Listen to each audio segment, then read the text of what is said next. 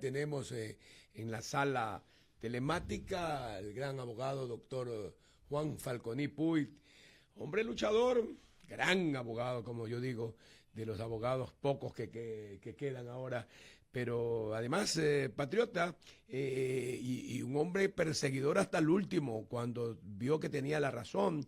Él fue superintendente de bancos, en algún momento tuvo una discrepancia fuerte por el tema de Filambanco con la familia Isaías, inclusive, pero siguió su investigación y hoy la Corte Constitucional ha resuelto definitivamente a favor del país.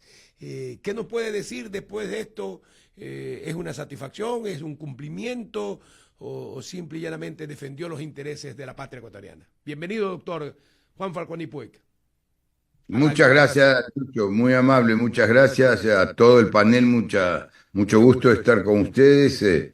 Hace un tiempo que no estábamos juntos y por supuesto a la audiencia. Voy directamente al tema, Lucho, y en realidad eso de la satisfacción del deber cumplido me parece a mí una frase un poco trillada y en realidad, claro, el ver al final del día los resultados como debieron ser. Eso sí es grato, porque hoy por hoy, cuando la justicia ecuatoriana está tan deteriorada y tan cuestionada, ¿verdad? Por todos lados, por aquí sale 30 jueces enjuiciados, por allá otros jueces acusados, por acá otros fiscales, son las noticias a diario. Y que haya habido una jueza, y yo sí creo que es justo recalcarlo, yo no tengo ninguna relación personal con esta jueza, pero me refiero a la jueza Carla Andrade de la Corte Constitucional, hay que destacarlo, porque un caso tan antiguo, tan conflictivo, tan complicado como este, es importante. Ya podríamos imaginar o suponer las presiones, todo tipo de presiones que le habrán puesto a la jueza Andrade y que lo ha superado todo para terminar al final dictando un fallo que favorece definitivamente a los intereses del Estado. Porque lo que estaba en juego, y usted menciona cuando todo esto se inicia, con base en una investigación que yo como superintendente de bancos ordené, porque tal vez hay que regresarse un poquito en el tiempo y recordar que la ley de la AGD fue expedida y creada expresamente para que se haga cargo de la quiebra de Filambanco. Y por supuesto, pues ahí se agregaron la quiebra de muchos otros bancos. Casi cayó en la mitad del sistema bancario ecuatoriano, ¿verdad? Había abusos, había lo que se denominó y se denomina créditos vinculados, era que se prestaban a sí mismos, a sus compañías, a ellos mismos, la plata de los depositantes. Y en el caso de Filambanco, todos estos manejos fueron tan turbios, tan fraudulentos, que, por ejemplo, se prestaban a sí mismos la plata de los depositantes a cero interés, sin pagar interés y a 7 años plazo. O sea, se usaban gratis el dinero de los depositantes que no podían hacer y por eso se abusó tanto con eso que cuando los depositantes quisieron sacar su dinero no lo tenían, ¿verdad? En el caso específico de Filambanco no lo tenían porque lo habían usado para sus propias compañías. Y como no les alcanzaba y no tenían liquidez, hicieron un préstamo al Banco Central del Ecuador y el Banco Central les prestó un préstamo de liquidez. Ya no da esos préstamos el Banco Central desde la dolarización, pero esto se llamaba préstamo de liquidez porque el banco no tenía líquido. ¿Por qué es esto? Porque obviamente un banco, cualquier banco, parte del supuesto que no todos sus depositantes, todos juntos al mismo tiempo, le van a retirar la totalidad de sus depósitos. Pero eso es lo que pasa cuando hay un pánico bancario. Entonces le retiraron, tuvo que prestarle dinero al Banco Central para devolver a los depositantes. pero en lugar de devolver totalmente ese préstamo del Banco Central a los depositantes ecuatorianos, mandaron una parte, 107 millones de dólares de esa época. Mire que estamos hablando, año 98, 99, mandaron esa plata, la enviaron a Panamá para que Filambanco Trust, que era un banco extranjero, que es que al final del día era de ellos también, pero era un banco extranjero con domicilio en Panamá, pueda devolver depósitos. El Banco Central del Ecuador no tiene que financiar, y en eso consistió algo del peculado, porque el Banco Central no tiene que además de que en esos contratos de préstamos que daba el Banco Central, había una cláusula específica que no le podían dar unos fines distintos a los préstamos del Banco Central. Fines distintos, ¿por qué? Porque el Banco Central estaba para financiar a las entidades bancarias ecuatorianas, no a las del exterior. Entonces, todo esto había que investigarlo y se lo investigó por orden mía. Existía una orden de investigar y en esa orden de investigar nunca se cumplió, nunca se le hizo efectiva. Primero estuvo tiempos esperando que responda una compañía auditora, Price Waterhouse, que finalmente no quiso aceptar la auditoría, hasta que la compañía Deloitte & Touche, que es una compañía auditora internacional, aceptó hacer la auditoría y determinó, mire cómo trato de hacerle la historia apretada para beneficio de la audiencia de Radio Morena, mi estimado Lucho, y hasta que Deloitte & Touche aceptó, hizo esa auditoría y determinó, ahí ya estamos pues hablando año 99, si no me equivoco, pérdidas, solo pérdidas, era parte de los otros fraudes, de todas las cosas, solo pérdidas de 652,5 millones de dólares, solo por el concepto pérdida. Y mire cómo habrá sido esto tan manipulado, y en el Congreso se prestaron a todas esas manipulaciones al haber creado la ley de la AGD. Circulaba el hombrecillo del maletín, Pareja, un abogado de ellos, por los corredores del Congreso con el maletín, y se aprobó la ley de la AGD el 1 de diciembre del 98. Esto hay que registrarlo bien un momentito, mi estimado Lucho. El 1 de diciembre de 1998. Al día siguiente, el 2 de diciembre del 98, pasó Filambanco a la AGD. Como no podía pasar sin capital, un banco no existía sin capital, le pusieron 1.000 sucres de capital. Eso dice la resolución de la Junta Bancaria de esa época. Eso fue el 2 de diciembre, al día siguiente.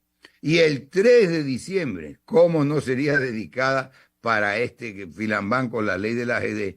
Otra vez al día siguiente, la AGD, creada 2 días antes, le prestó los primeros 140 millones de dólares para que pueda seguir devolviendo el dinero a los depositantes y para que pueda ir superando su estado de insolvencia absoluta.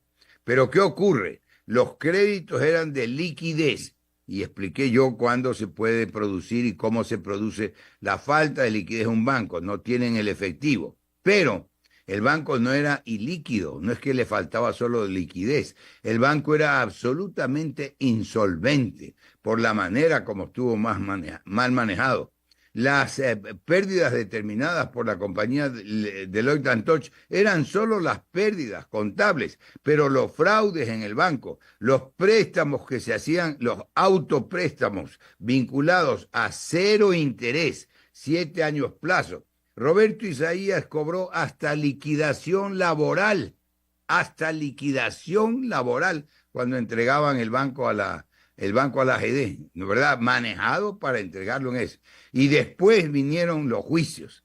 Después de un tiempo, pues con la misma ley de la AGD se reformó, y de acuerdo con el artículo, mire cómo lo tengo en la memoria, 29 reformado de la ley de la AGD, se procedió a las incautaciones en el gobierno del presidente Correa. Esto es una realidad histórica que está demostrada documentadamente.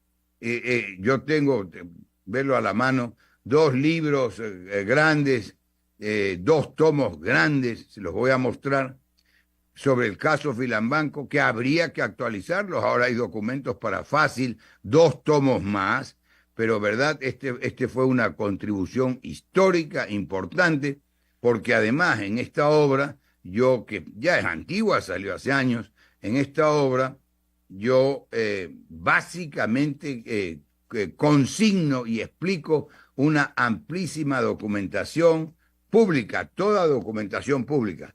Mire para la audiencia aquí, este es el tomo 1, mire el tamaño y mire el espesor de este tomo 1, y si quiere, si se ve bien ahí, puedo explicar a la audiencia por qué esta portada que podría ser llamativa, ¿no? Aquí el tomo 2 es igualito, esta portada que podría ser llamativa, porque Filambanco tenía, supuestamente, como para significar que apoyaba al sector industrial, un piñón, que es esto negro de aquí abajo, es un piñón.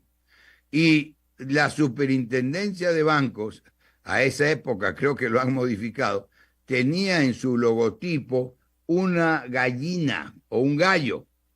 Debía ser un gallo que significaba la alerta temprana, porque para eso estaba la superintendencia de bancos, para investigar, inspeccionar, mantener el sistema bancario seguro y funcionando, detectando a tiempo, por eso llamaban alerta temprana, detectando a tiempo las fallas, los errores para que se vayan corrigiendo y que no llegue un banco a la situación de un pánico bancario y de crisis, ¿verdad? Entonces, ¿pero qué ocurre? Que como estaban pues muchos inspectores, mucha gente comprada en la superintendencia de bancos, pagada, ¿verdad? Pues desaparecieron un montón de informes, había un oficio del secretario general que se habían desaparecido montones de investigaciones, auditorías, etcétera. Entonces, ¿en qué se convirtió esa superintendencia de bancos? Acá el piñón estaba quebrado, y estos eran los colores del piñón de Filambanco. El gallo, esto era alrededor del piñón negro, el gallo se convirtió en una gallina ciega que no veía nada, por eso está con los ojos vendados, ¿verdad?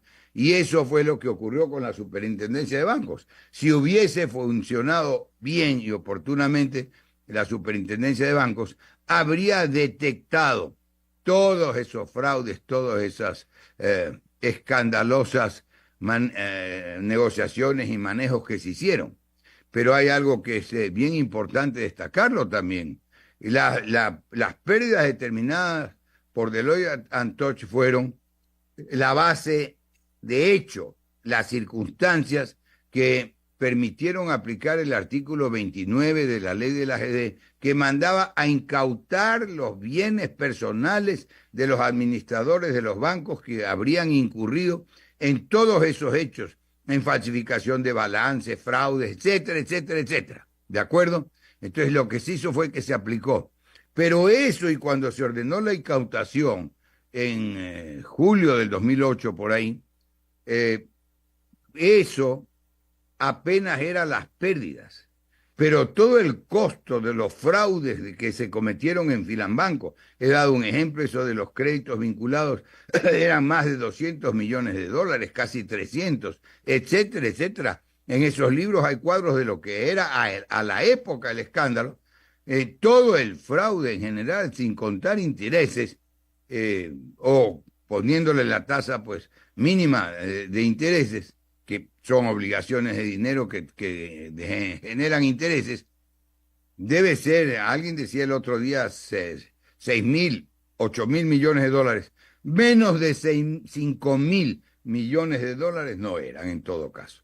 Entonces es un fraude escandaloso de nivel continental y solo se le pudo poner algo de orden y ya vamos acercando, para hacer una apretada síntesis, que es lo que he pretendido hacer, Lucho, vamos acercando al final, a poner algo de orden, de moral en el sistema, porque Roberto Isaías particularmente, se había cebado en la moral y la economía de la República.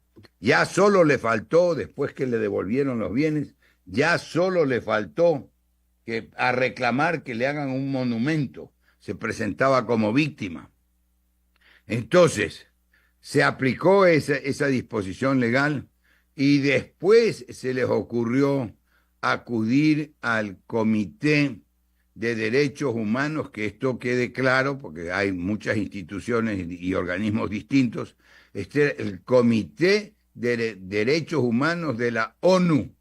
La ONU es la Organización de las Naciones Unidas. Para beneficio de toda la audiencia trato de ser explícito, trato de ser claro. Y ese Comité de Derechos Humanos de la ONU terminó reconociendo efectivamente el dictamen, lo tengo aquí a la mano y está a disposición de quien sea, está aquí el dictamen del Comité de Derechos Humanos de la ONU, ¿verdad?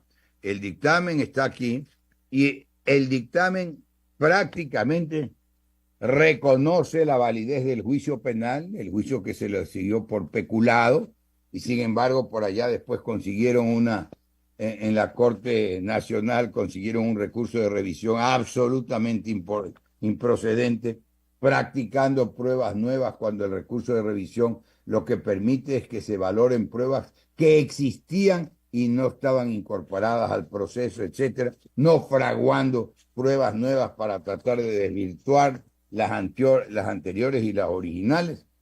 Ay, aquí se echó, pero todos los horrores jurídicos que se imaginen. El comité no, dame un poquito más luz, el comité no dice sobre el proceso penal que se le siguió, y esto es importante porque aquí sí lo escondieron para que lo habría tenido presente la Corte Nacional cuando les declaró para solo los efectos penales un recurso de revisión, y eso lo usaron para otros efectos migratorios en Estados Unidos. Pero, ¿qué dice el comité, por ejemplo, en una parte pertinente?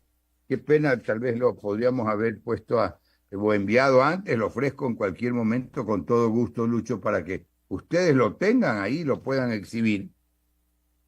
En el presente caso, el comité considera que la emisión del mandato constituyente 13, que prohibió de manera expresa la interpretación de acción de amparo constitucional u otra de carácter especial contra las resoluciones de la AGD, incluyó la instrucción de destituir sin perjuicio de responsabilidad penal a que hubiere lugar a los jueces. Esto es exactamente lo que dice, que abocaran conocimiento de este tipo de acciones. Claro.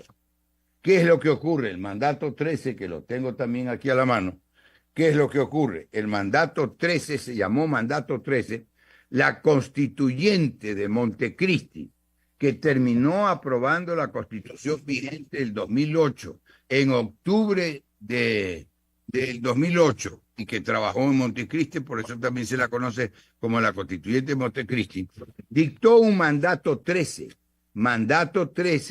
que ya cansados, total, se estaba representando a todo el pueblo ecuatoriano, por eso era la constituyente.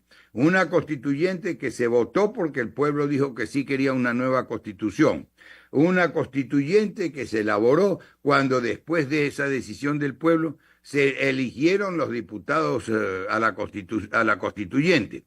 Y una constituyente que cuando estuvo redactada la constitución fue otra vez, cosa que nunca antes se había hecho, eso era una doble legitimidad, fue otra vez al pueblo para que se pronuncie ya sobre todo el texto aprobado.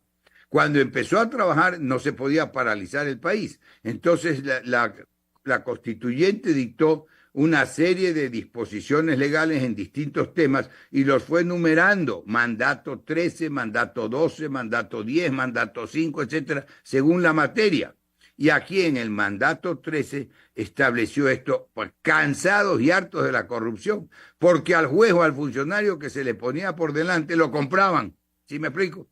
Entonces, pero esto era temporal y podían ir a la justicia normal, ordinaria, por las vías ordinarias. Lo que esto limitaba eran acciones especiales para que la orden de incautación no la tiren abajo a la semana siguiente con un juez corrupto cualquiera, ¿verdad?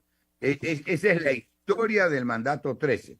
Y el mandato 13, que esto es importante también destacarlo, el mandato 13, ¿cómo explica el propio, porque aquí hay cosas que simplemente se ocultaron, se invocaron en las sentencias, que ya voy a llegar a eso, se invocaron en las sentencias, pero distorsionando la realidad. En el mandato 13, perdón, en el fallo del comité, que no es un fallo, es un dictamen del Comité de Derechos Humanos, donde se decía esto que acabo de anotar del mandato 13, se edita otro comité que es general. Esta es la selección de decisiones del Comité de Derechos Humanos, del mismo Comité de Derechos Humanos de la ONU. Mire que ahí se ve clarito que está el emblema, el icono de la ONU, ¿verdad? Muy bien. ¿Qué se dice en este documento? Esto es importante, Lucho, que quede claro para toda la audiencia. En este documento se dice, no estará de más señalar que el comité no es ni un tribunal, ni un órgano con un mandato cuasi judicial,